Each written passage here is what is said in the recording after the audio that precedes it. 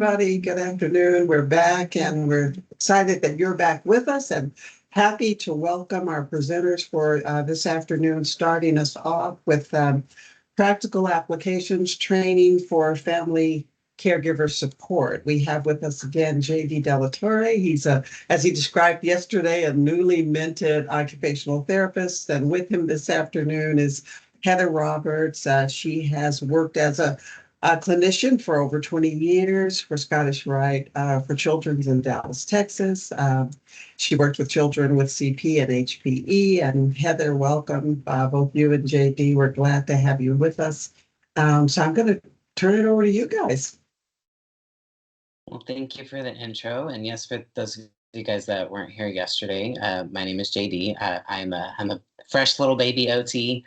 I just I just graduated in May, and I had the opportunity to meet everyone from Families for Hope in my last semester of school through what's called our capstone project. And that's essentially just like our big end of the program project that we have to do.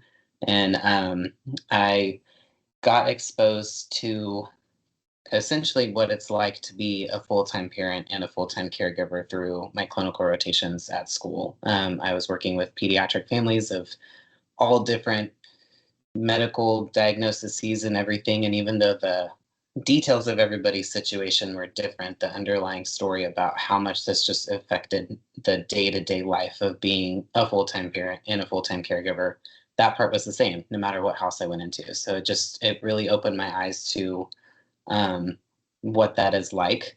And through that, I started a research project on just what do caregivers need. And one of the things that kept popping up a lot was just this feeling of being very isolated, feeling like nobody really understands what's going on, and feeling misunderstood. And because if you're not going through it, then it's just really hard for you to get it. And that's even when it comes to like us as clinicians, like we can sympathize as much as we can, but there's a big difference between sympathizing with you and being able to say, no, I actually really know exactly what you're feeling because here's what I'm going through too. So that started a project with Families for Hope of having caregiver support groups. And yesterday we kind of went over what we would like to see and what the goals of those would be. And today it's a little bit more about how we actually need y'all's help in the support groups, because our goal is for them to be led by caregivers.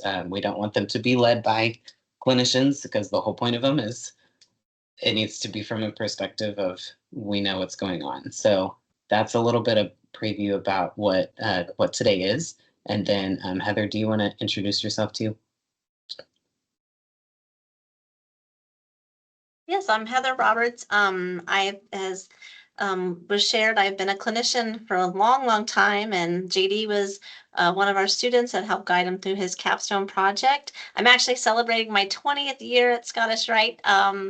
Today is the day. So, I've grown up. Congratulations. Thank you. Yes, so I've really grown up professionally, and at your place of employment, you get to meet a lot of people, and so lots of friendships through the years there.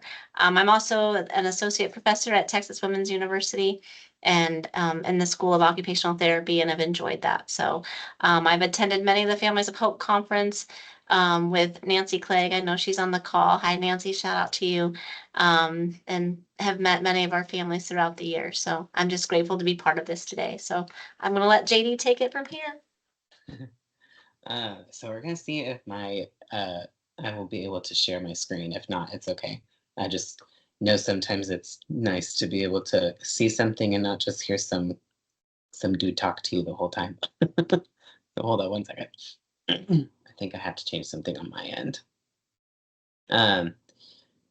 But today, essentially an overview about what we're going to be doing today is, like I mentioned, we're really wanting these support groups to be led by other caregivers.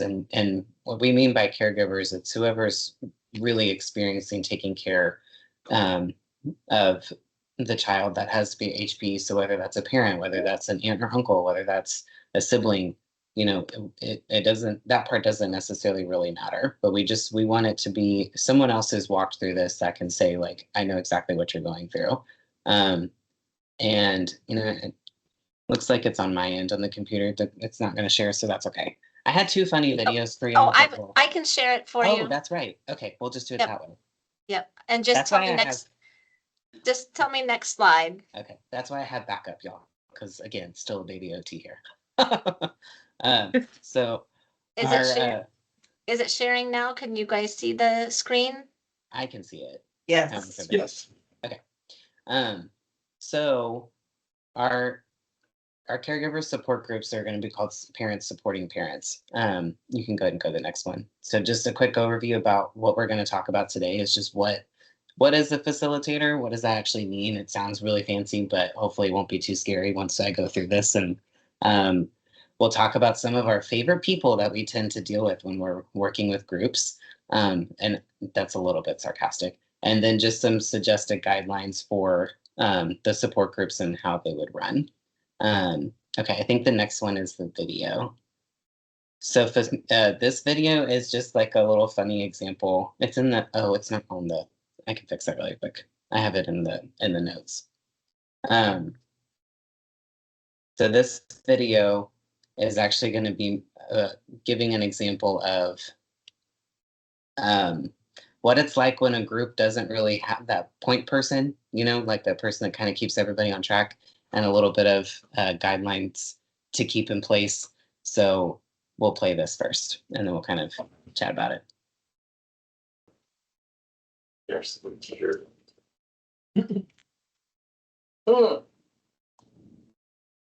I sort of been oaky after the. What was that? Oh, music? Oh. Should we turn some music? That sounds good. Do you guys remember my old assistant Hunter? He is an excellent songwriter. We can hear this. You took me by the hand, made me a man. That one night, you made everything alright. So rock, so right, all night, oh yeah.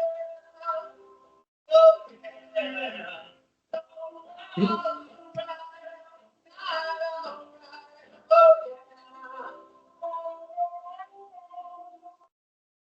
You know what? Hunter was a terrible assistant. That is why Ryan fired him. Well, I think he's probably just about as reliable as Pam, being that it usually takes you an afternoon to get back to me. Yeah. Sometimes I think she holds on to faxes.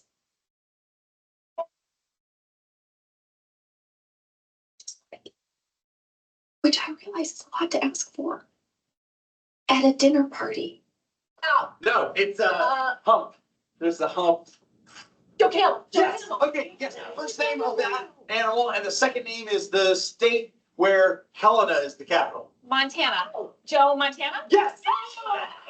Why didn't you just say 49ers quarterback? All right, my turn, my turn, my turn. Can you just really, whoa, you're saying What? Can you just sit down? No, it's making people laugh. No. Yes, I was watching Jim's face, Washington. and he was laughing. And look at him, he's laughing. Michael and Jan seem to be playing their own separate game, and it's called Let's See How Uncomfortable We Can Make Our Guests. And they're both winning, so I am going to make a run. Clever guess, I just got a message from my landlord. Apparently my apartment flooded. Something with the sprinkler. Pam, we should probably get going and see the damage. Oh, okay. Well, you don't need two of you to do that. That's true. Dinner sounded delicious. Pam, I'll see you at home. Thank you so much. Oh, Jim, I don't think you're going to abandon this party here all by itself. No, because everything I own is there. You can buy new stuff, but you can't buy a new party. That's true. That is a great point. Come on down here. Sit down. Couch. Be amongst friends, and we're not going to think about all your stuff being destroyed, all right? All right, well, you're up. All right, here we go. This is gonna be fun. Ready? Yep. All right, first name is Tom. No And he names, goes on no names, no rhyming, All right. no sound alikes. Okay, you're getting into my head. First name is blank, and he goes on a cruise. He goes on a Caribbean cruise. I don't know. Katie Holmes. No, but he's married to her. Oh, Dawson's Creek. No, it has to be a real person, Jim. Come on. Okay, no, I'm gonna pass.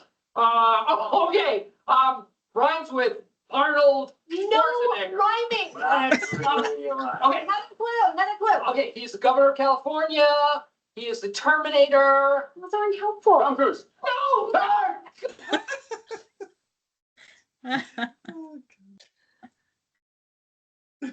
Okay, so as we can see, a facilitator matters. You need someone that's kind of holding people accountable, making sure that we're keeping with the guidelines, just having that person that people can go to and all of that.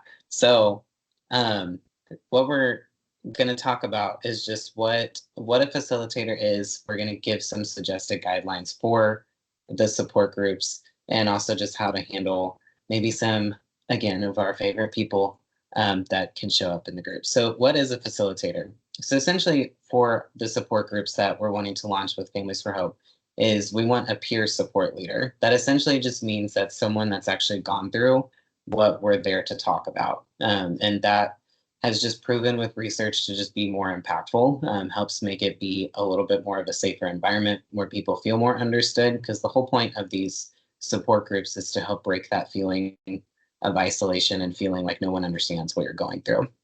The facilitator does just help keep the group accountable to the guidelines, which the guidelines are usually pretty easy, but just kind of make sure that we're, keeping everybody accountable to that. Helps encourage the conversations and just keep them going, and maintains the vision of the group. So why is everybody there? And is that the direction that we're heading? Is that what we're accomplishing? If not, how do we make adjustments to that? And working with the group to make those adjustments. The facilitator usually handles the logistics. So if it's a virtual group, sending out the Zoom link, starting the meeting, making sure it's ending on time, all of that. And then lastly, and probably the most important part, is just fostering a safe environment. Just making sure that everybody feels safe and feels comfortable in the group. Okay, I'm ready. So these are just some suggested guidelines that we would give for the groups. Number one would be just making sure that what's shared in the group stays in the group. So just keeping everything confidential, having that trust is really important so that people can share the struggles that they're going through and know that it's going to stay there, and that it's a trusted environment. Listening without interrupting, just making sure that we're being respectful of people as they talk. So let them finish their thought and not interrupt or speaking over people. Giving everyone a chance to speak that wants to speak. Sometimes just being able to go and hear what other people are experiencing and just realizing like, oh my gosh, this is so similar to what I'm going through too. Sometimes that's powerful in itself. So not everybody has to share, but just giving everyone a chance to speak that wants to. Having a judgment-free zone. I mentioned yesterday that I don't think there is such a thing as bad emotions. If you're feeling that feeling, there's a reason for it. It's just more about what we do with the emotion, how do we process it, how do we cope with it, but the feeling itself, it's not bad. And then lastly, just making sure we're respecting everybody's time by starting on time and ending on time. And then next we're going to talk about some common obstacles. And go ahead. So there are most of the obstacles in the support group that we deal with outside of logistics stuff just might be how to handle different situations with different personalities and different types of people. So there's a couple of different favorite people that we have in our groups. Number one can be what's called a dominating member.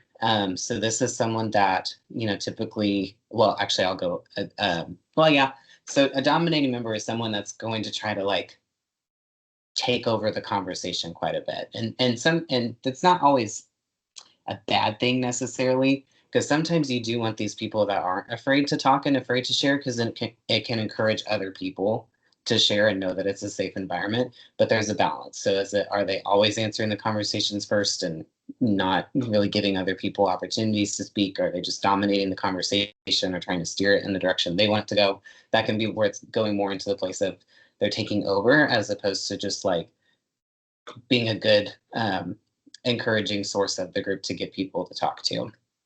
Sometimes there can be with a negative member where it's just a little bit where there's a lack of hope that's there. Everything's just like super negative. It's just, and kind of brings the energy level of the group down. That can be something that you could potentially run into. Probably what you're going to run into the most, especially at the beginning, is something called the quiet member. And this is just people that it just takes them a little bit to get comfortable and get going. And this is probably what you're going to run into the most. And then last but not least, and we probably all have at least one person in our family that's like this, the know-it-all. We all have a know-it-all that we know. So how do you handle these different types of personalities? So the first one, we can go to the next slide, is going to be the quiet members. So the quiet members, how do you encourage them? There's different ways that you can, again, we don't want people to feel like they're forced to share if they don't want to. But after they, maybe you're on like your second or third meeting together and you've been watching this person, they're still showing up, they haven't really talked, then you can kind of encourage them to step out and get comfortable with sharing, and just, again, give them that opportunity to speak if they want to. So one thing that you can do is, sometimes they might be sitting there and they're not saying anything, but they're shaking their head in agreement. So you can acknowledge that and say, hey, I see that you're shaking your head. Do you feel comfortable sharing with what you're thinking? So you're asking them, do you feel comfortable with it? If they say no, then that's great. But you're still acknowledging that you see them and that they are at least in agreement with what you're saying. They're showing you that those body cues with shaking their head, that they understand exactly what's being shared. You can start the meeting, or start when you're doing a topic, you can just almost like do like an invite, like, hey, if you haven't shared yet, feel free to share your thoughts whenever you're ready for that, because we would love to hear from you. That way you're not necessarily calling them out like individually, but you're just letting them know like, hey, if you haven't had the chance to share yet, we would love to hear from you. Now, if you do know them, if you've established a relationship with them already, and this one, I would make sure that they already have that trust with you. So this would probably be something that's pretty far down the road. But if you've had a conversation with them, like in the group or a previous group or something like that, you can almost kind of help initiate the conversation with, oh my gosh, this reminds me of that conversation we had the other day about this. Would you feel comfortable sharing what you shared with me? So just giving them that. Sometimes people just need that permission and that opportunity to go. But those are just some ways that you can help encourage them. The next one, handling a dominator. So again, we don't want to necessarily like shut people down to where it's like we don't want them talking, because that's not necessarily the goal that we want to do either. But we do want to make sure that we are giving opportunities for other people to share too. So you can say things like, you've made some great statements. I'm wondering if somebody else might like to share a similar or a different perspective. So acknowledging like they've made some great points. Does anybody else have something else they'd like to share? I appreciate how much you're contributing to the conversation. I'd like to see if someone who hasn't spoken yet have any ideas to add to this. So again, showing appreciation that it's fine that they're sharing. Let's just see if somebody else wants to. Maybe before you even ask the question, again, you can just preemptively say, I'd like to hear from someone who hasn't had a chance to share, and then go into the topic or whatever it is that you're discussing. So you can almost kind of try to cut it off before you get there. That's usually a pretty good way to do it too. You can make a comment. We say things like, we're hearing some good comments. Does anybody else have a similar experience? And then, so again, what you'll see in all this, it's acknowledging the fact that what they're saying is valid. What they're saying is, it's not even necessarily that it's bad. It's just trying to help steer the conversation to where other people have the chance to share. Because when we're around someone that does have a little bit more of a dominant personality, if they're naturally quiet, most of the time they do just kind of take that role of just sitting in the background. So you do want to give them permission to kind of step out a little bit too. Okay, next. Next is handling the negative members. This is you'll kind of see these are pretty similar with just whenever you're trying to redirect the conversation, a lot of times the way you're doing that is by encouraging other people to step up and to share and be comfortable with that. So these might sound a little bit familiar. So one thing that you could address or say is, remember that while this is your experience and it's a valid experience, not everyone has that same situation. Living with HPE looks a little bit different for everybody. So it's validating them, but that just because it's this situation doesn't mean that it's always everybody else's or whatnot. And another one is, why don't we hear from someone else on how you handle things when you're angry and feeling that the situation is hopeless? Because here's the thing, like I said, the feelings, they're not necessary. Like, I don't think that the feelings are bad, but sometimes we do need to learn from other people have gone through the same experience that we have, and how did they handle it? How did they move forward? How did they not lose hope? Because they may have never been around somebody that can give them that actual like look into the future and that hope. So giving that opportunity for other people to share that could be really helpful for these people. And then last but not least, handling the know-it-all members. So for the know-it-alls, the way you can kind of help redirect a little bit too is, I'm really glad that that worked for you, but are there, because there are many ways to handle this situation, does anybody else have something that worked for you and your family? So again, giving them the validation, giving them the credit, I guess, for, what they're sharing, but seeing like there are other options that are out there too. And let's remember, this is not a one size fits all solution. I think we all wish that there was, but unfortunately there's not. So what you'll see is anytime we're doing some redirection, it's always validating, but we're also encouraging to move it into a different direction. And my mama taught me this, as long as you say it with a smile, it's always a lot better. So just say it with a smile. And then, so this next video, and this is the last video that we'll watch. This gives a good example of how a facilitator can help keep the conversation going using some of the techniques that we just talked about. And hopefully there's some Star Wars fans in the house, or else might not be as funny as I thought that it was. So we'll see. Everyone here is a fan of the Star Wars original trilogy, and you suffered some trauma when the prequels came out. And now with the release of The Force Awakens, that's going to bring up a lot of emotions for all of you. So I figured we could talk about that today. Who would like to start? I just keep having flashbacks to The Phantom Menace when it came out. How psyched my friends and I were to see it, camped out for tickets. Then we saw the movie.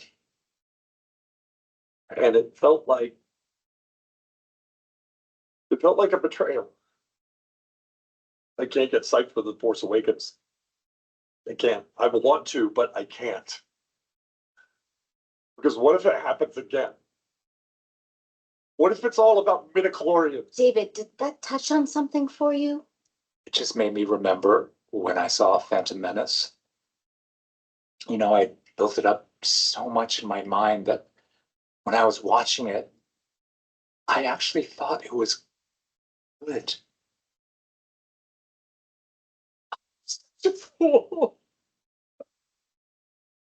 Hey, even Jedis get fooled sometimes.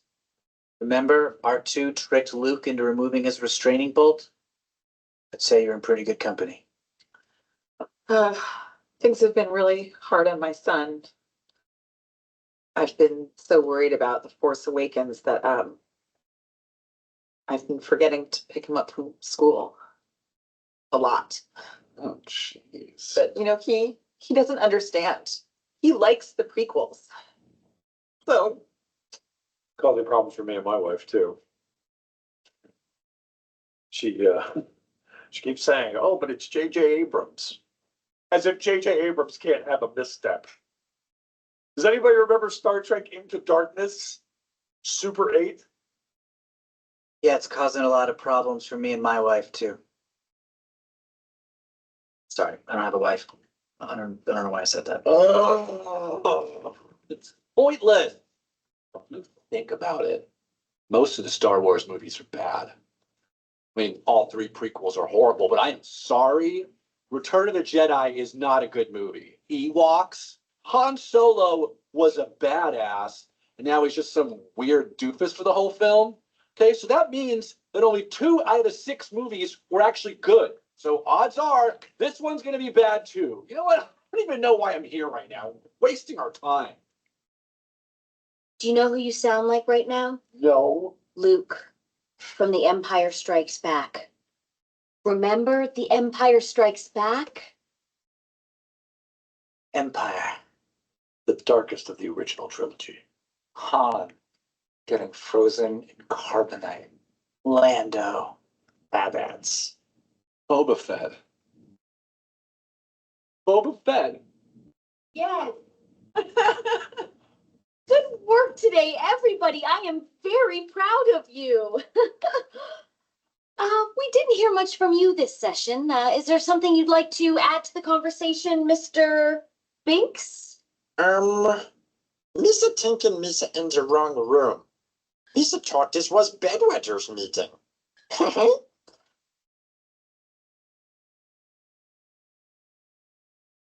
Okay, so I don't know if you're able to see some of like the things that she was doing in the group, but there was at one point, someone in the group said something and another member kind of like put his, head in his hands. And all she did was just like, did that touch on something for you? She's acknowledging what she sees. She's encouraging him to speak. When the negative guy started kind of freaking out, she just kind of calmly redirected him. So facilitators are really important and they do play an important role. And it's just about keeping the conversation going. And at the end of the day, everybody feeling like they got something out of it. So the last thing that I'll touch on is just what kind of how a flow of the support group would go, and what the facilitators could help essentially just give like an example of how you could essentially run the meeting. So first and foremost, just have everybody just go around, introduce yourself, whether it's through an icebreaker or anything, however you want to do that. Just make sure that there's some sort of introduction so people can know each other's names. Usually get the announcements done out of the way. So if there's like a schedule change or anything like that, just, all the housekeeping stuff, do that first. Especially if there's new members there, just review the guidelines. Reviewing guidelines would be important if you feel like we're kind of starting to stray away from the guidelines of the group, like if it's the same people that are coming, but because people are starting to get more comfortable with each other, sometimes naturally they can let loose a little bit with the guidelines. I've seen this with support groups in the past. So sometimes we just need to be a little bit redirected, like, all right, guys, we just haven't gone over the guidelines in a couple of months. So I just want to remind everybody, like XYZ, and you just go into them. It's just good to remind every once in a while.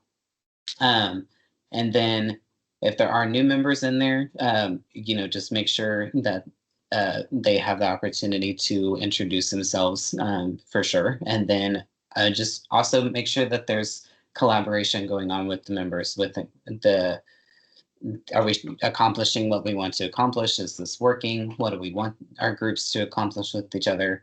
And then just, like I don't have this on there, but just making sure that we're keeping on the time, just starting on time and ending on time. But the great thing about these groups and being led by peers is you guys know what each other needs.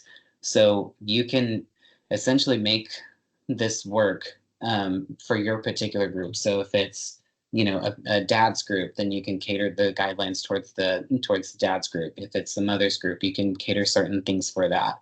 If it's just a general support group for being the caregiver, you're able to curtail this towards the specific needs of the group. The next slide we can skip, I think, because that was more for like an open share thing, but I put that together before realizing that they wouldn't be able to unmute, so we can skip that one. But so for anybody that's interested in potentially being a facilitator, what we're going to send out, and I'll have to ask how you guys want us to send this out. We can either send it in the chat or we can send it another way. We just have like a little intake form essentially where you can just provide your name and a contact email for us, just so we can get an idea of who would be interested in being a facilitator. Because again, we want these to be led by each other. We want to be able to kind of pass this off and be there more as a support role for you as the facilitators. Like, hey, what do you need? How is it going? How can we help? But that ultimately it's really being run by you guys. And so anybody that might be interested in that, we'll send out the form. And if you are interested, you can just fill it out. It's literally just, I think we have it like your name and a contact email. And then, do y'all want me to, I think I have a link that I can post that in the chat here, or if you guys would rather, we can send it out another way. That's up to you guys. But outside of that, that's all that I really have for this today. And I appreciate you guys letting me be here and spending some time with y'all. And it's just been really special to be a part of this.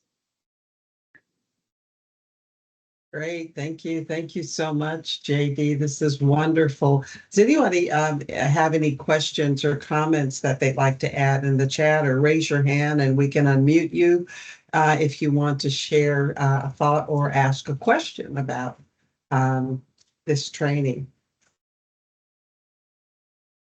I see Amy is typing. Okay.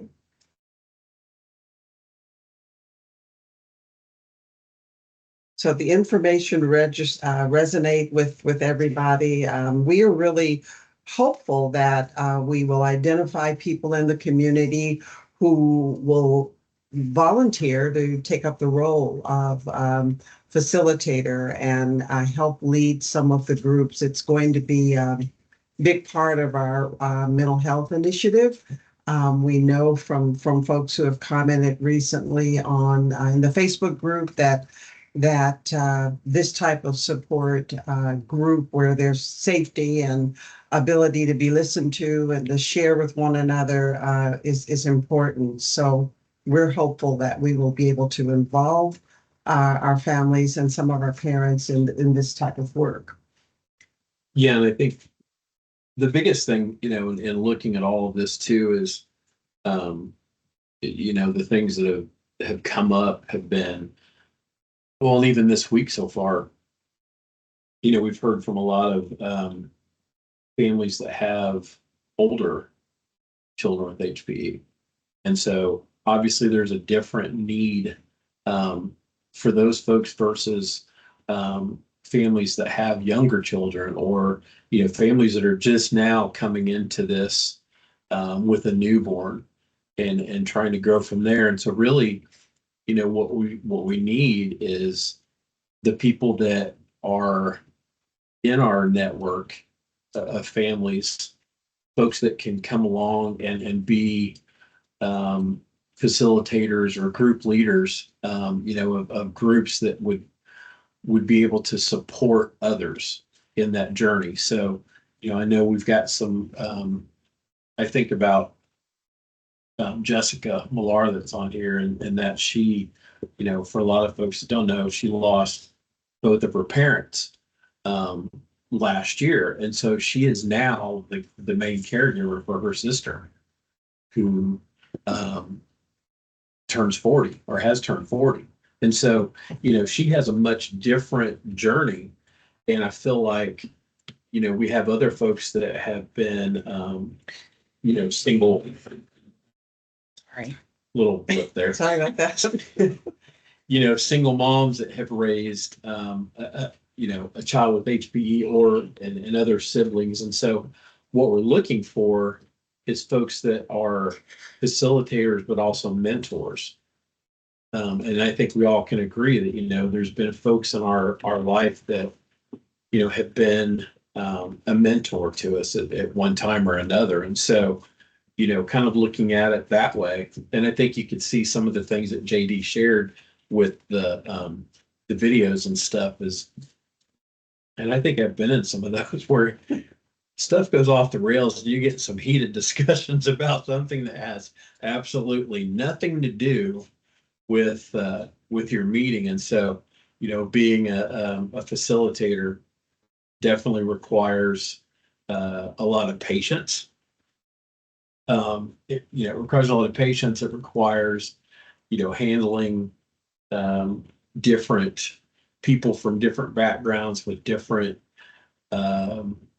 attitudes about things and how they, how they may respond to certain things that are discussed or the topics or whatever. So that's kind of what, part of this is really trying to identify who we could look to be, not only facilitators, but be the mentors, be the ones that have walked in the,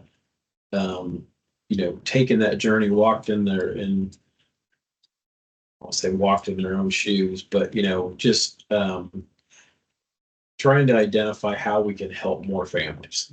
And this is just one of those ways of trying to accomplish that.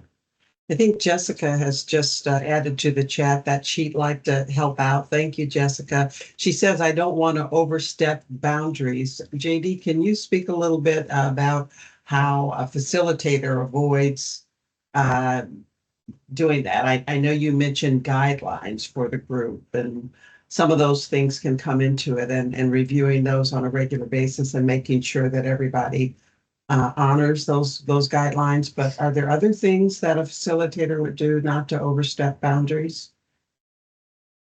I think it depends on what boundaries that we're looking at. If we're looking at your own personal boundaries, or if we're looking at the boundaries of other people. And the best way to not overstep boundaries is just to have open communication about what the boundaries are. It's hard to avoid overstepping something that you don't know is there. So if you that could be like one, and this is kind of the great thing about it being peer led, is that can be something that you can even incorporate in the first meeting is, hey, let's come up with boundaries together and just have it like be this open communication thing. And then it's just your role as the group leader to, yes, hold yourself accountable to not overstepping boundaries, but also making sure that you're protecting the boundaries of the peers around you, I've said that with own members of my family, like, it's hard to honor boundaries if we don't know that they're there. So we just have to know that they're there and communicate it. So the best way to do it, to create that unity of a group, is to do it together. Let's collaborate together. What's our vision for this group? What are our boundaries? What are our guidelines? The guidelines that we talked about in the slides today, those are mainly just suggested guidelines that have been used in the past, but you can absolutely come together and just make your own. I think it's important, just everything that you just said, JD, but also for the role of the facilitator is basically just to, facilitate people's sharing what they want to share, and not necessarily, and making, well, if one of the guidelines is being non-judgmental, then, we're listening. And that in and of itself is supportive. To have someone be able to do that and know that they can do that without being judged or without being called into question or asked for more information. It's basically facilitating what people want to bring and share. So that I think that might help. Jessica, I don't know if if you have more in mind and more to say about that. I notice you're typing. Thank you. Thank you for bringing something up that isn't as important as that. Let's see, I think, so Amy would love to be a mentor, but child's almost 30 and most of the kids are younger. That's true, but not. I mean, there are parents out there like you who would love to have a group talk about what you're going through and what they're going through with being a parent of an older child. So yeah, our earlier discussions this morning, it seemed like most of our folks on there their kids were older.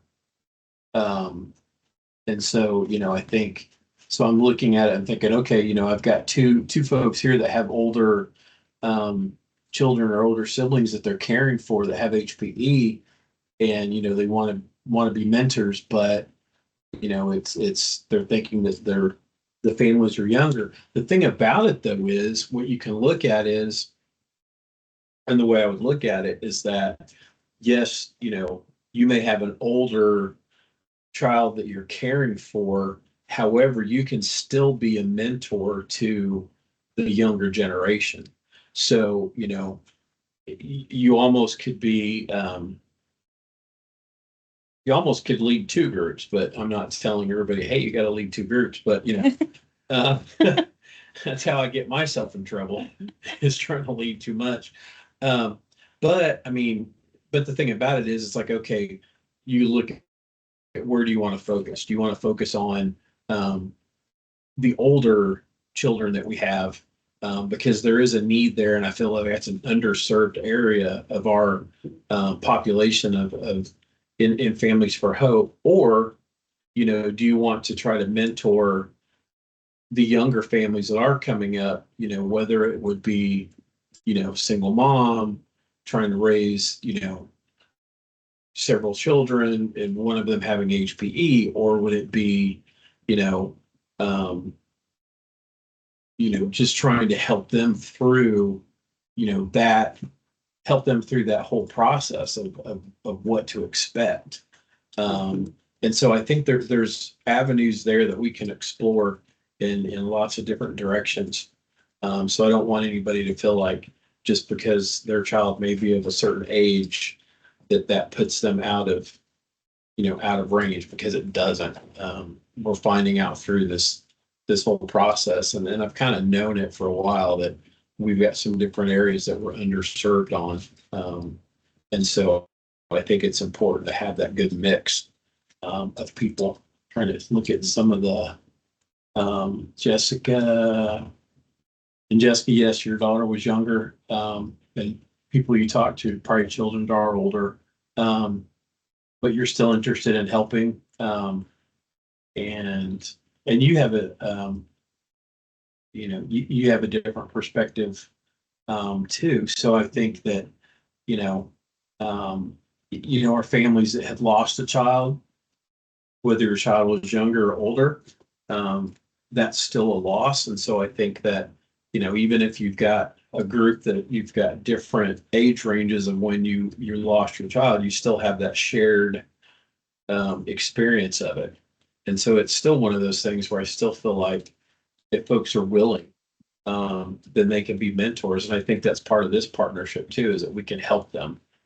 We could reach out to JD and Heather and everybody and try to help you figure out how your group might be structured. At least I hope that's what I'm putting you on the spot for that, JD. So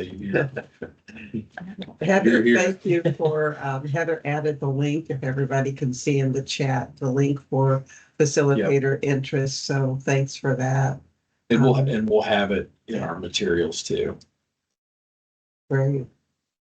And above that, there's the survey link, the survey as well. Oh, great. Thank you. Well, we really appreciate the work that you put into this and for helping us with this goal that we have, or where we're heading with this, JD and Heather. And just thank you for being with us and presenting that today. We really appreciate your help with this. That's been my pleasure. Thank you guys for allowing me to. Thanks. We'll take just a few minutes here, and we've got coming up next Beyond Bereavement, Finding Hope Again. And Leslie Harley will be joining Steve for that session for all of you. No, I'm looking at the chat room. Okay, so Hilliard, I can probably get you Heather's contact, but you're right. We could use that as a future topic.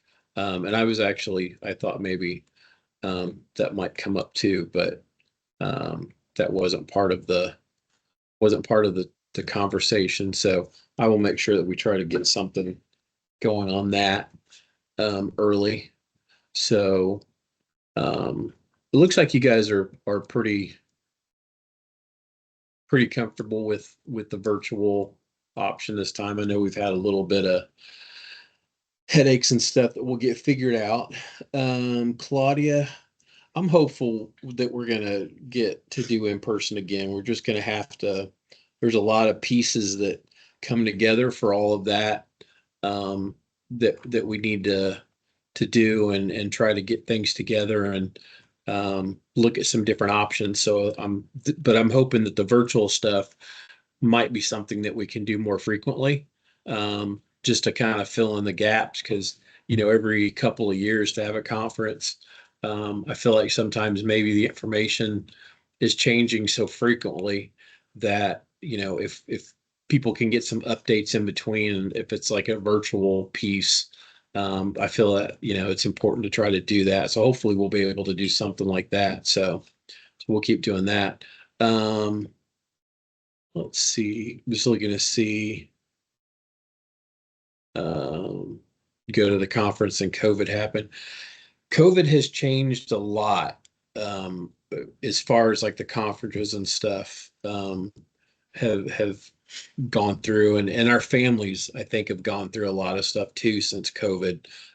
Just is part of, whatever COVID created and caused and everything else in the world. It's just changed everything. So, yeah, I agree, about trying to have the conferences, but also, trying to figure out, okay, what do we do if we have another COVID or we have this or that happens and everything. So we'll try to, figure something out.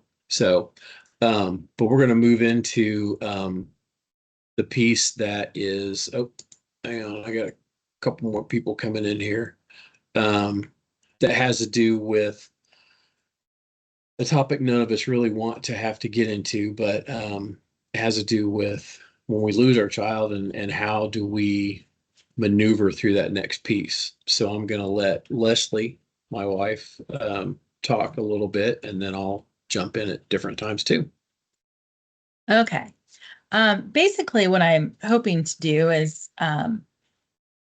Steve and I kind of have a little conversation, some banter, and just share some about our journey and some things that we found has been helpful to us.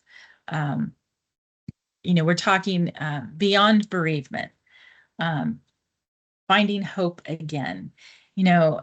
As parents of a child with HPE, we grieved at the diagnosis. We all have done that. We grieved the things that we might not get to experience with our child we had expected that we were having. Those things that, we may have grieved, proms and weddings and things like that. And so I think part of our hope journey is kind of grieving all along. But then when the unthinkable happens and what you've been hoping wouldn't happen does, and how do you get through that? And how do you find hope again? And I think that's what we're going to talk about today. One of the things that I want you to know is that you need to be gentle with yourself. I know for me, I felt like there were expectations that I had of myself, expectations that others had of me. And as I was going through that grieving process, I needed to not be so hard on myself because I was doing the very best that I could. And that is something that I think everyone going through grief needs to remember. Because so many times, whether people are judging us or not, we think they are. And we're being hard on ourselves. So that was just something that, be gentle with yourself. It'll be okay eventually. It just takes time. The next thing that I came across that I really liked was, do not believe all the things you tell yourself late at night. I don't remember how many times I would lay in bed, the early days of grieving, and I couldn't sleep. And I'd get up and the house would be quiet and my mind would start to wander. And that little voice in my head would take over. And in some ways, it's just like that HPE diagnosis, some of the same questions. Why did this happen? What did I do to cause this? Could I have done something differently? All of those things. And so, especially I would find at night when the house was quiet and maybe Steve was sleeping, but I wasn't. And I didn't want to disturb him, so I'd get up. And that's when these conversations would happen in my head.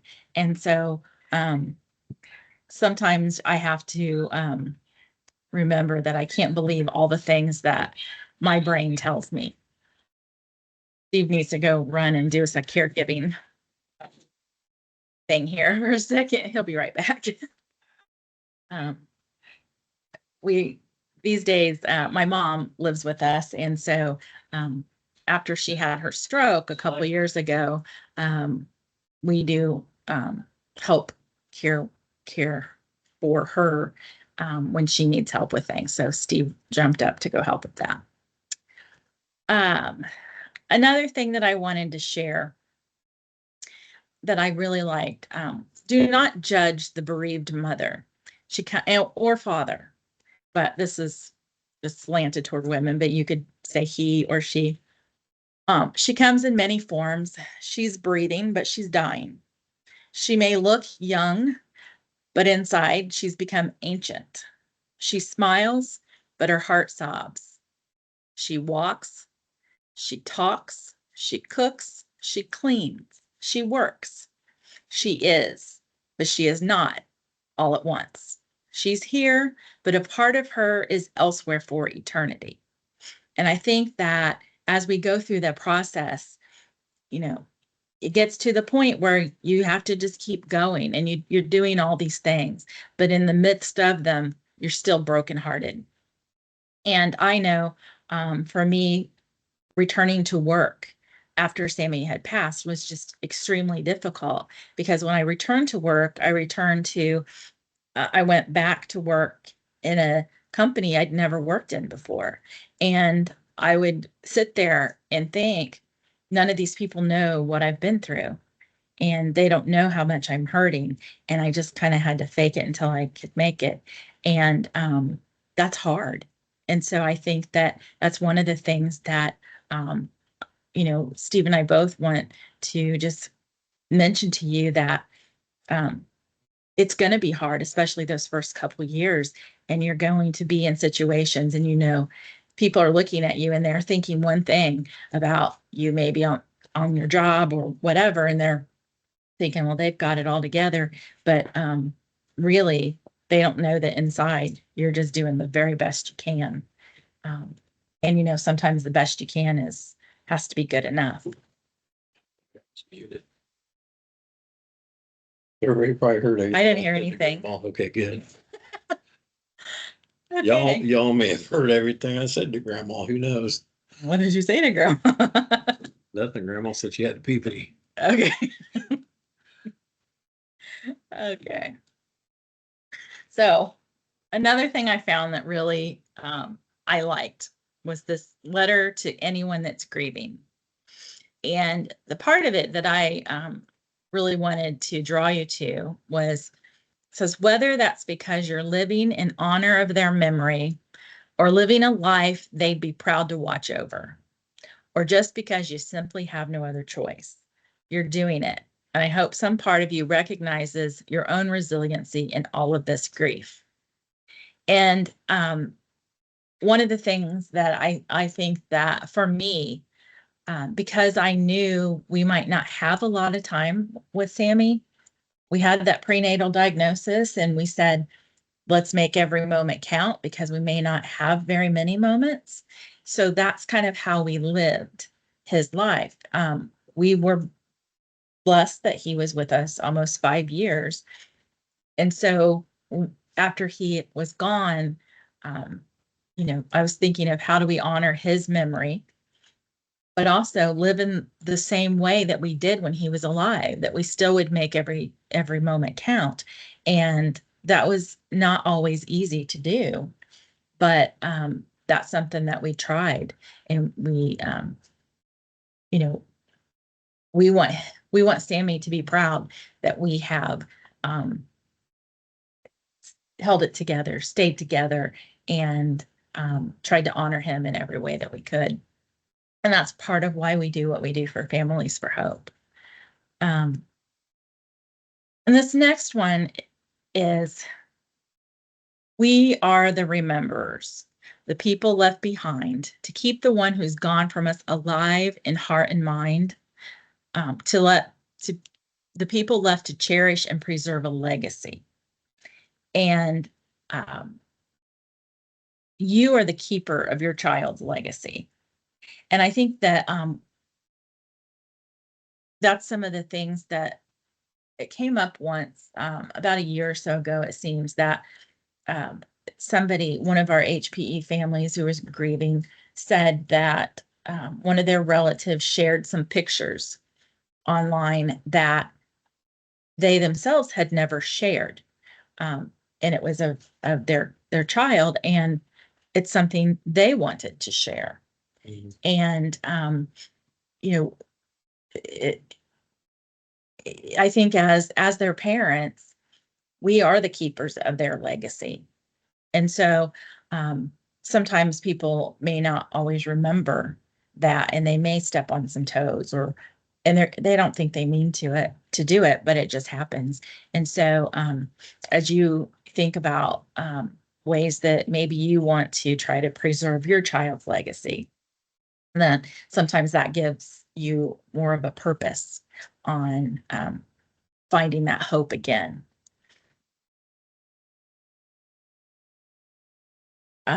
So one of the things that I did was I thought of what are ways that I can work through my grief, find ways to build that legacy, and things I can do to help others. And so I would be remiss if I didn't promote Families for Hope in volunteering. There are always things that can be done. And if you have something that you enjoy doing, or a talent, or things that you could help us then share that with another family. In this picture here, you can see we've got a bubble painting. This was really, really easy to do. We did it a couple years ago during HPE Awareness Week, and we did it as a Zoom. I think we used Zoom back then. I don't remember. And we just did this little painting together. And so one of the things I've always wanted to do was to be able to share this painting or paintings like it with families, maybe at the 6-month point after their child has passed, that we could send them the bubble photo or the bubble painting just in honor of their child. After you get past the funeral and maybe the first weeks and months, the phone doesn't ring as often and you don't hear from people as often. And so that's when, we hope that Families for Hope can kind of step in and be more of a support to you. And so if you had any interest in painting, or you like to make cards, the picture there on the right, those are cards that I made a few weeks ago. And they're cards that we would send to our families in memory of their child's birthday, so that they know we're still thinking of their child on that birthday, because that's a significant day in their life, but for their family. And of course, Steve gets roped into a lot of these things to help me. It's therapeutic. I can't say that I have the patience to make the cards and stuff, but I can blow bubbles with the rest of them. But Steve usually is the one who licks the envelopes for us. Yeah, so everybody has my DNA on your envelopes. Not really. I use the tearaway Yeah, she tells you that. Pre-glued. Another thing that I found that I thought would be kind of fun to do is this. I'm kind of craft, and I kind of like art. So here on the left, we have like a fingerprint template of a thumbprint. And then on the right, we have where you could maybe write out things about your child that you miss, things they enjoyed, things about their life that you'd want to share or remember, and put it into something to make art that you can hang on the wall, put in a frame. You could also, for you personally, you want to share more about your journey with grief. And, that might be a way to do that. And so you could just take, a plain piece of paper, put it over top of your template, and then write so that, we can write I tend to write ahead. So, you could even, you could even use that for people that could put messages in there to you or something about your child or whatever. Because I still look at our thing we had from Sammy's funeral, that his classmates and people that we knew and everything else signed and left personal messages. You could use to him. different colors of pens Mhm. and things, and they just, I think, used some marker, and they made it beautiful. So that's something that you might find that you just need to have some quiet time, and you want to write down some of those things that are meaningful to you from the life of your child. I thought this one was really neat. And I think I may actually try to do this. I'm zooming in so I can see what it says. You know, well, it's in Spanish for one thing, so I don't know what it says. But you know, he's on a journey, obviously, this person. And so I thought that would be kind of cool if I were able to, you know, journalize, you know, some of the parts of the journey that I wanted to just express. And I kind of just liked how this was done. So that's something it's on my to-do list. So one of the other things that I like to do is journal. And I found this website, and they had this 52 journal prompts for bereaved parents, because sometimes, you know, I would like to blog more. I have a blog. I'd like to do that more, but sometimes I just look at an empty screen and I don't know what to say and what to put on it. And so having something like this, where you've got prompts that could kind of just get you thinking about, okay, what do I have? What do I want to say? So if you went to this blog here, you could go and read all 52 of them and pick out a few that might work for you, or do all 52. That's another thing that might be something that could be good for your soul. Mm-hmm. This coloring, even Steve can color. There's a lot of coloring books for adults these days. I can color outside the lines. He does do color outside the lines. The other thing that you may have heard of are smash books or junk journals. And they're be confused with smash burgers or junk drawers. No, they're very different things. But basically it's just a book or a journal, and you can just put in it whatever you want to put in it, whatever you're feeling. Maybe you would have some stuff have to do with your grieving, stuff to do with your children and your family, your experiences. And you can tear things out of magazines and color outside the lines and do whatever you want to do. It's your smash book. It's your junk journal that you can make it whatever you want it to be. And so that might be another way that you could, you know, go back later and you have something tangible to see how your grief may have evolved and grown into hope. Another thing that I'm really into, you can create a playlist. Says when you're happy, you enjoy the music, but when you're sad, you understand the lyrics. And there's something beautiful in reveling in sadness. The proof is in how beautiful sad songs can be. So don't think being sad is to be avoided. It's apathy and boredom you want to avoid. Right. But feeling anything is good, even if that feeling is sadness.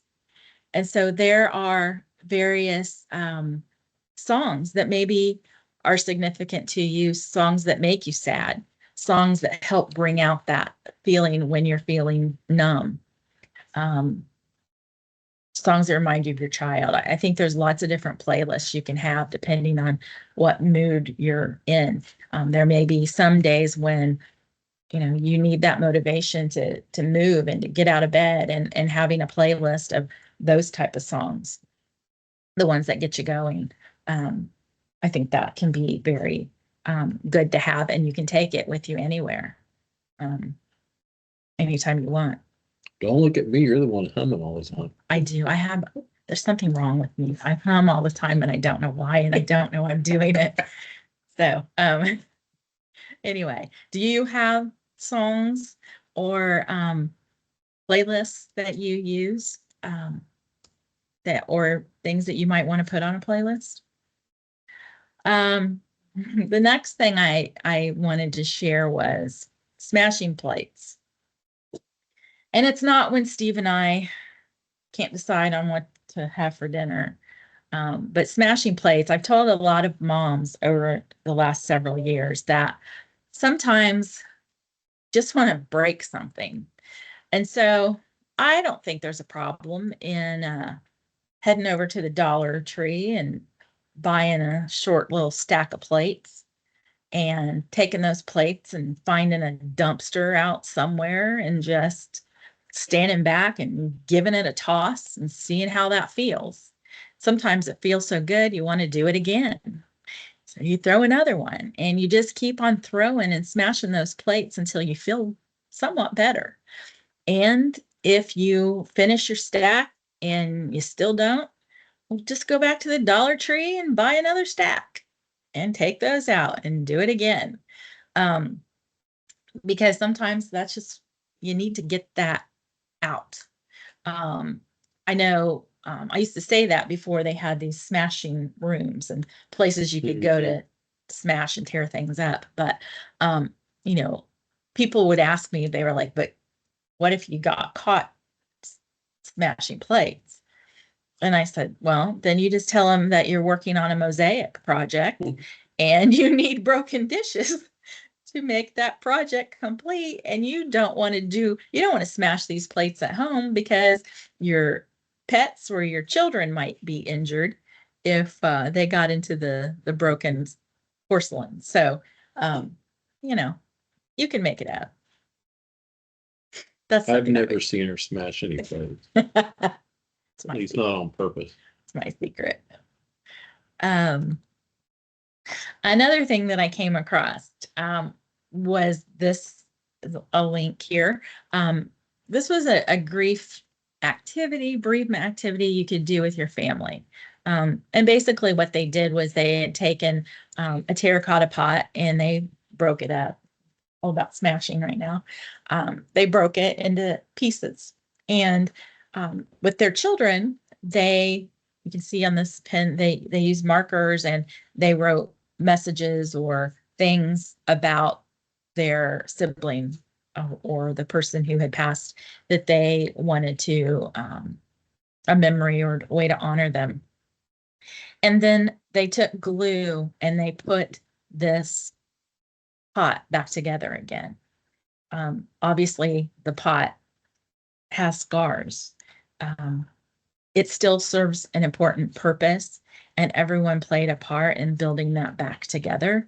And they talk about the ways that you can talk with your child about the significance of gluing this pot back together. It may not look the same way it did before, but it's still a special pot.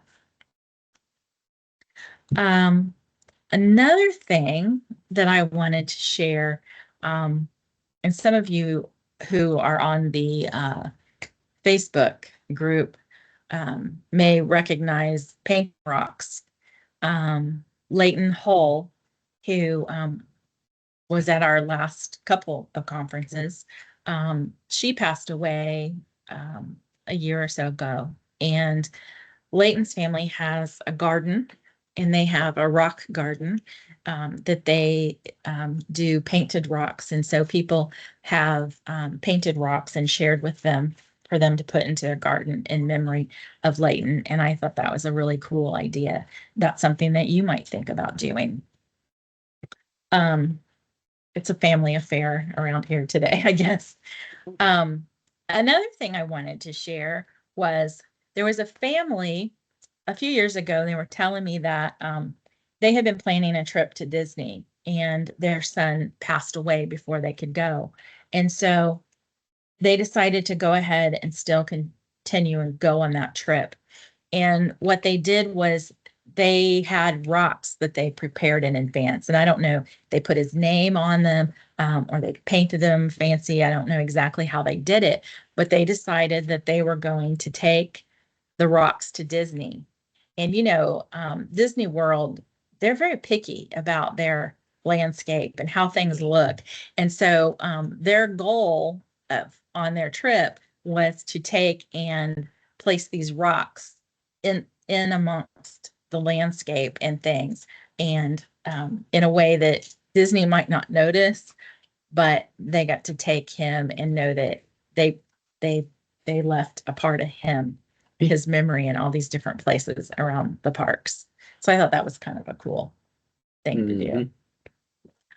We do have a butterfly garden that Steve actually did in our backyard when Sammy was alive, and he still keeps that going. And I know I was thinking stepping stones and things like that you could make with your child's name, and rocks and things, and could be another way to have a special place for your child.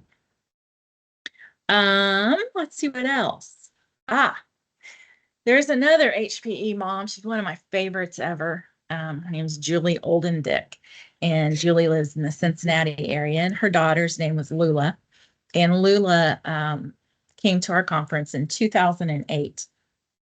And when Lula was alive, Julie started crocheting. And she said she spent a lot of time in doctor's office waiting rooms and in exam rooms waiting on the doctor to come in. And so she just started working on her crochet project. And so her projects have expanded. And you can see here, she has a little Etsy store where she sells some of these little monsters that she creates. And she donates some of that money that she makes to a couple of organizations, and Families for Hope is one of them. And we love Julie for that. But Julie also has this thing I dearly love, and she calls it Finders Keepers. And I don't know if you can tell, but they're little crocheted hearts. And they have a little note with them. And the note talks a little bit about Lula. And Julie leaves these just in little places where people can find them. And basically, I think the paper says something about finders keepers, so you get to keep it. And I think there's also a place where they can take a picture of it and send it to her and let her know that they found it. And so one of these I just pulled off of her Instagram was at probably a neighborhood little library that somebody has in their front yard. And she tucked one in there. The other is at a Cincinnati Reds baseball game that's tucked there for somebody who was walking by or happened to be sitting there. I know some of Julie's friends, I've seen pictures where they have traveled to Europe and they've taken a handful of these finders keepers with them and left them at various places for people to find. And I think that's just another way of, sharing their memory and giving a purpose for their legacy. Another thing, some of our families have done this, made quilts, had quilts made from their baby clothes. Some people, I guess, could make them themselves, or they could have somebody do it for them. Also, shadow boxes are really good ways to memorialize a child. Should have taken a picture of our wall. You can't see it, but we have a wall that has a lot of pictures and things with the word hope on them, and things that are significant and special to us from Sammy's life. And so we've got those decorating here in this room that we're in. I'd turn the camera, but I get in trouble. Yeah, you would. It'd be a mess. So that's another way. So the next couple of ones I'm going to let Steve share with you. Some of the things that we did after Sammy passed to help work through. Skydiving and running were not for skydiving, just no. Running, I can't run anymore. So, but we found ourselves the friend of ours, one of our nurses, and some of you will remember this, one of our nurses, her son, raced cars. And so, we got into it when Sammy was still alive, and yeah, lo and behold, the kid that had seizures and whatever else loved to have rubber smacking him in his face, at the racetrack. And so after he passed, we, continued to support him and watched him and stuff. And a lot of you remember we had Racing for Hope. We had the race car that had the Families for Hope logo on it, T-shirts and things. And so we did that for a few years. And then, here in Indianapolis, our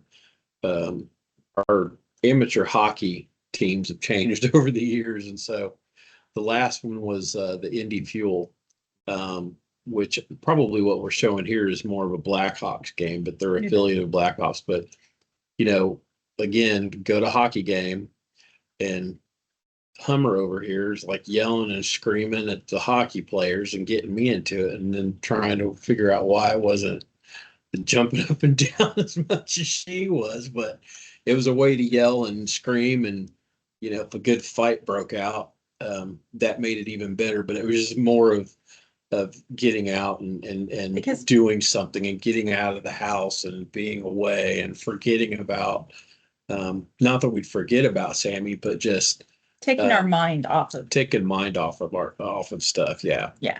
And so sometimes, going to the racetrack, there are always crashes and things that, get your adrenaline kind of going. Mhm. And so I found that that helped us get through a couple of days afterward. Mhm. And then going to hockey, which is different than some other sports, in that it's fast paced, and then fights break out. And you can see the guy in the picture back there behind. He's like, oh, that's the best part of it. And so sometimes when you're grieving, you just need to have that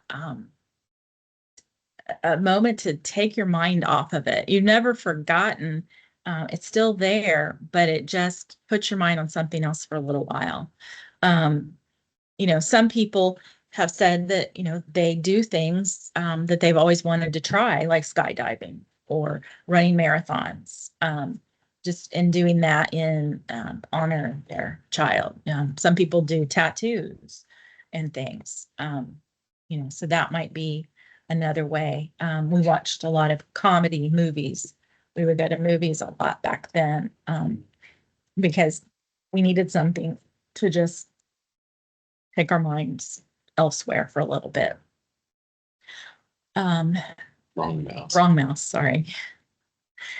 And then, often I would find Steve just on a Sunday afternoon watching TV, and at any given time, there was always some kind of football movie on. And that seemed to be one of the ways that he could unwind, put his mind on something else, with some of his favorite movies, and then keep me entertained. What do you have to say about it? About what? The football? You picked some good football movies. Remember the Titans. So, favorite line from that movie is, what was it? You make them remember forever the day that they played the Titans. And then from Jerry Maguire, it's always about, the one on there is always about, show me the money. But there were other great lines from that movie too. And then My Replacements, that's probably on the most, unless he'll come into the room and she's like, you watching this again? And I'm like, well, yeah. And it's another good movie. And then Draft Day, which we all know that, anybody that follows the Cleveland Browns know that this movie was definitely fiction. But good. That was another good movie. A lot of good lines. I can't really think of like super great lines out of that movie, other than, that have cuss words in them, and I won't repeat the cuss words. So You've already cussed enough. So then what was another movie that comes up a lot? Waterboy. Waterboy. Everybody likes Bobby Boucher. Not really. So that's when Steve watches Bobby Boucher, is when I go and do some crafty thing. Yeah. And have my time. what's that other movie that has the one guy from the New York, from the Eagles, that from back in the 70s? Mark Wahlberg. Oh, Invincible. What's his name? Vince Papali. That's it. Yeah. That's another one that we watch a lot too. What's his Wii stuff? I watched that one. Yeah. But it's usually me again. Yeah. So I found this other thing that kind of just resonated with me. And I thought I'd read it to you. This is to all of the bravest souls that are walking this earth without one or more of your children. Some of us get a tattoo. Some of us move. Some of us put it all in a box. Some of us keep it where it was left. Some of us don't get out of bed. Some of us take antidepressants. Some of us take anxiety pills. Some of us have guilt. Some of us see a shrink. Some of us hold it in. Some of us blurt it out. Some of us sleep with something that was special to their child. We all cry in the shower. We all cry in the car. We all cry so hard it feels like we are no longer breathing. We all have the same wish. We all want to go back. We all have that song, phrase, or photo that will bring us to our knees. We all put on our mask that is needed for the day or in a moment. We all know what it's like to live with a crushed heart. We all have a terrible fear we could lose another child. We all want to wake up. We all wish for another moment. Just know any way you grieve is okay, and there's no right or wrong way. What do you think? About? Feel my pain. Feel my pain. So just know that Families for Hope is here. There's so many of us that have been on this journey, and some of us have been on it for a longer time than others, and sometimes I say that, those of us who've been on a while, we can slow down, we can wait a little bit while you catch up, and we can kind of even help kind of pull you along if that's what you need. Or we can just sit and listen and be with you for a while. So, one of the things that I tried to do at Christmas or around the holidays, which holidays are so difficult, is do little Zoom sessions where I would be online and people could call in and we just could chat, because it's just a difficult time of year. And so I'm happy to do that anytime. I just, send me a message or something and say, hey, can you do one of those? And maybe 3 or 4 people will chime in and we just chat. That's what we can do. And I'm happy to do that. I'm happy to hear stories of your kids. I love to hear stories. And I think sometimes we go through periods of time where even our own family, they stop saying our child's name or they stop telling the stories. And so I want to hear them. So I'm happy to hear them. So feel free to share. I know we want other families who are in this journey to know that they can find hope as well.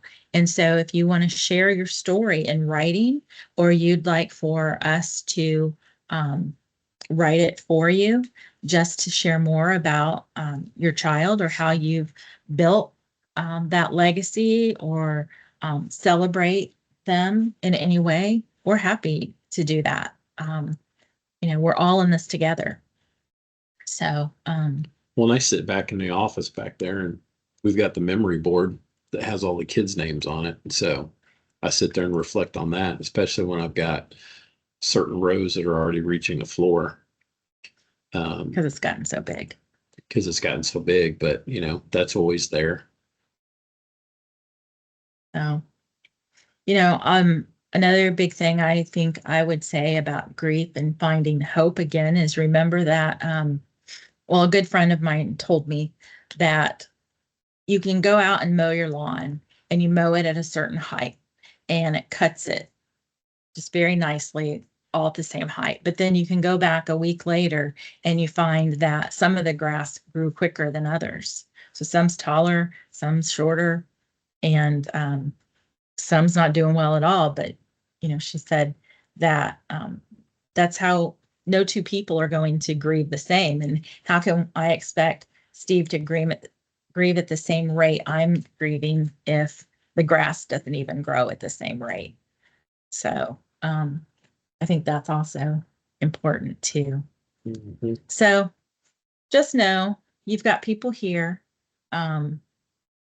whenever you need us. We've been down this road and we know how hard it is, and we're here to help. And if you need ideas, ways you want to honor your child's legacy, find things that you could do for Families for Hope just because you need something to do to put your mind on, let us know. We can find things for you to do. We can be creative. I come up with lots of different things. And if I think some of you were on earlier with when JD was talking about it, but if anybody feels like they want to try to lead a group too, we can do that. I mean, I think we used to kind of have some of that going on and kind of gotten away from it. And I get it. I mean, it is difficult, and everybody's going to be in a different headspace at different times. It's going to be in a different stage, I guess you would say, in their grief, as far as that goes. For us, it's been 16 years. Doesn't make it any easier, but it's been, Sammy's been gone, 3 times as long as he was here. So it's not that it's any easier, because it's not, but it's just we're at a different stage in our lives than where we would have been. Although, for me, I look at it now where we'd be in the stage of Sammy being what, 22, 21. So I guess he and I'd be drinking beer on the back patio And watching football games. and watching Football movies. Yeah, and games. So does anybody have any thing they want to share in the comments? Or Everybody's been quiet. We depressed everybody. Yeah, I know we depressed everyone. Either that or they're getting their markers and their paints and their stuff together so that they can go make something. Or we put them all to sleep. Their stomachs are growling.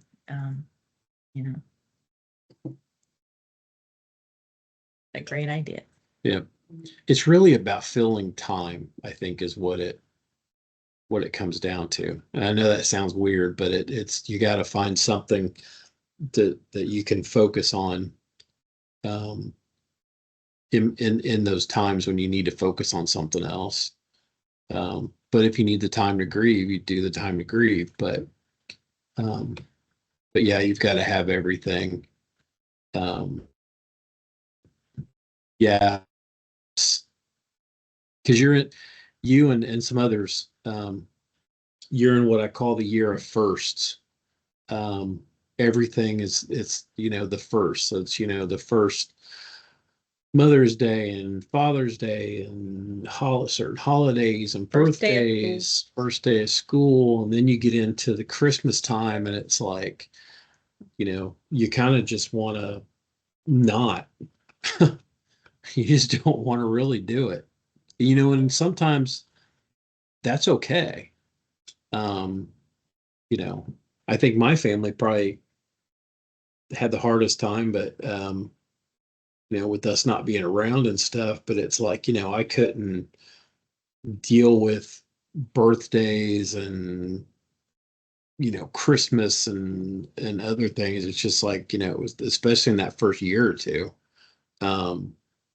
there's just too much. And I encourage you, know that holidays special significant days will be a trigger. And, Mhm. you know, if you can, I found for me, if I could plan my day in advance and I knew I'm planning to go here to do this or whatever. But if I didn't have plans, then the whole day I I would just kind of meander, and that didn't feel good. And so sometimes I just had to say, okay, Saturday we're going to go to the park, or we're going to do this or that, and just go and at least have something that's a distraction to take our mind off of Mhm.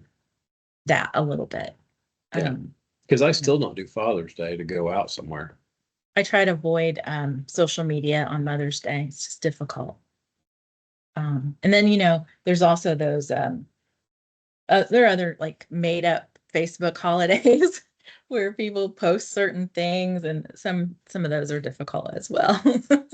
Well, I think too, as your kids, you know, as you get going, I mean, Sammy was our only child. So, but, you know, I was telling somebody the other day, you always get that question. I was like, you know, do you have kids? And I'm like, well, you know, I have one in heaven. And then that person will say, oh, you know, I'm sorry. And I'll say, thank you. And just kind of keep going. And it's like, it's not that I'm trying to, um, not acknowledge, you know, that I still have a son, but I mean, he's not here. But I think at the same time, it's kind of one of those where, um, I just kind of move along in the discussion a little bit. Um, you know, probably just more out of a defense mechanism. So I would say for some of you where it's still very new, you may find yourself doing that, and that's okay. Um, you know, it's you've got a scar. Well, right now you got a broken heart. Eventually, that heart will heal, but you're always going to have that scar. That scar never goes away. Um, and there's going to be times where that scar hurts, just like any scar would. So, you know, that's what we're here for too. Um, and, you know, we're here for each other. Yeah.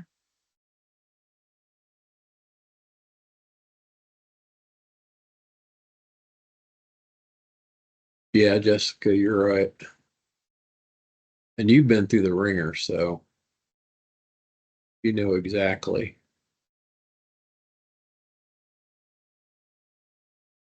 Jessica, Calloway, you and Karina both, um, have had, you know, it's been, you're in that year of firsts that I mentioned. Um, of things that are coming up. And I know you both have had, you know, difficulty recently. So, and I get that. Oh, Kylie's birthday's tomorrow. Okay. All right. Well, Yeah. here's the thing I always said when we got to Sammy's birthday is I made the comment that, you know, that first birthday after he had passed, which came up. I mean, he passed away in January. His birthday was in April. Yeah. But you know, I made that comment. It's like as crappy as that day was, and I think we went over and had a picnic. No, we invited people to have lunch with us. That's right. And then we went, we go to his preschool. We probably did go to his preschool. I think we may have released balloons. Now we would do bubbles. Yeah. Instead of balloons, So, but I think that's what we did.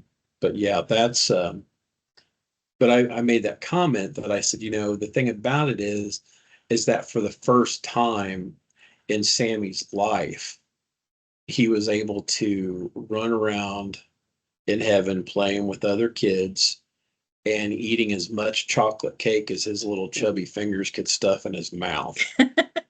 And so it sucked that he wasn't here because I would have liked to have some chocolate cake too.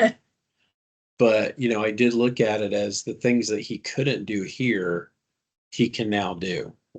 And so I don't know if that helps anybody when it comes up to that, but you know, as bad as it is for us down here to think about, you know, our baby, you know, our child not being with us, the thought of what they can do now, is kind of how I coped with the birthday. But it stinks when you're down here, and especially getting through that first one. I can't say it gets any easier because it doesn't. But you know, it does get to that point where you do certain things. I think we usually take the day off from work still. Yeah, I do. Um, I know. I think one year though, we did go to the cemetery and we had a picnic. we had a picnic. Yep. We picked up lunch somewhere and went to the cemetery. We've gone to the cemetery and flown kites. 'Cause it's just a great place to do it because there's no power lines. Yeah. And so we've flown kites and just in Sammy's honor and But yeah, I think it's important to do something that day. Definitely. if you can. If you can. Don't skydive. I wouldn't recommend that. Oh. Yep, Right. Karina, that's kind of how I looked at it too. Yeah. Yeah. Yeah.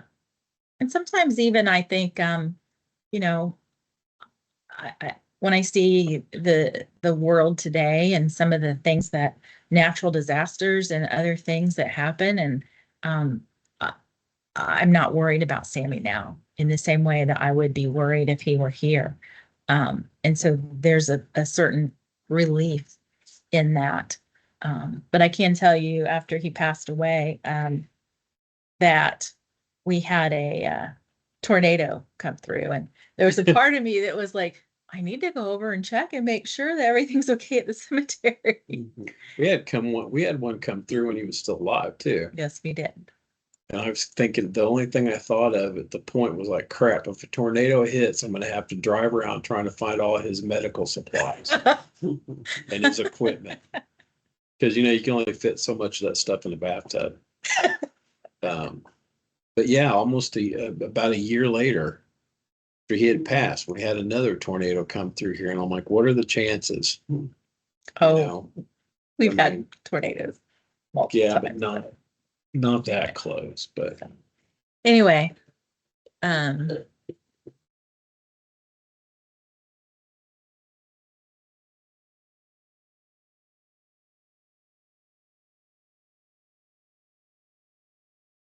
yeah, pay it forward to other parents. Yep. Yeah, that's what we do. That's what we do. Yeah. That's why I do Families for Hope. All right. Tomorrow, we have one more day of this One more day of glitches that we gotta conference. get through.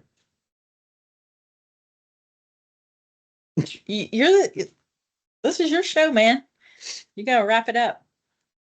You started it. You said one more day of stuff. Yep. So tomorrow, so yeah, we have everything tomorrow. Tomorrow we have our first stuff in the morning has to do with finance, kind of estate planning, things that as your kids get older, and different things that parents Special might want to needs trust. know, special needs trusts. Support The other programs. part about it that's probably the sad part too is actually a will. Talking about that, because I mean, what happens if you're not here? What happens for your child, and how are they taken care of and everything? And then the afternoon, I don't remember what we have in the afternoon. I don't have my schedule in front of us. We don't have an afternoon. Oh, we just have till noon? We have Gordon Holmes, who has spoken at conferences before and Right. Provide some really great information. He'll be with us in the morning, starting at 9. We'll start at 9 o'clock tomorrow morning instead of 10. So 9 o'clock Eastern. Gordon will have 2 hours, where he'll be presenting on a couple of topics. And then you and Susan are going to talk about the Ambassadors for Hope project. Yes. And then we're done. Okay. I was thinking the ambassadors was rolling into the afternoon too. No. So. Nope. Okay. So that's what's up for tomorrow. Glad I could help y'all out. So anyway, yeah, if you all need, if you need anything, you can always reach out to us. Leslie does the calls in the wintertime, usually around the holidays and stuff, but we're available here all the time too. So if you need anything, or you're just having a hard time getting through something, let us know. And there's a lot of us that have been down this journey and taken this journey. So we can try to help as best as we can to help you guys kind of maneuver through everything. And if you just want to watch the replacements, we can live stream together and Yep. enjoy one of Steve's favorite movies. Yep. So anyway, thanks for joining us today, and we will hopefully see you tomorrow, 9 a.m. Eastern. Yep. Bye-bye.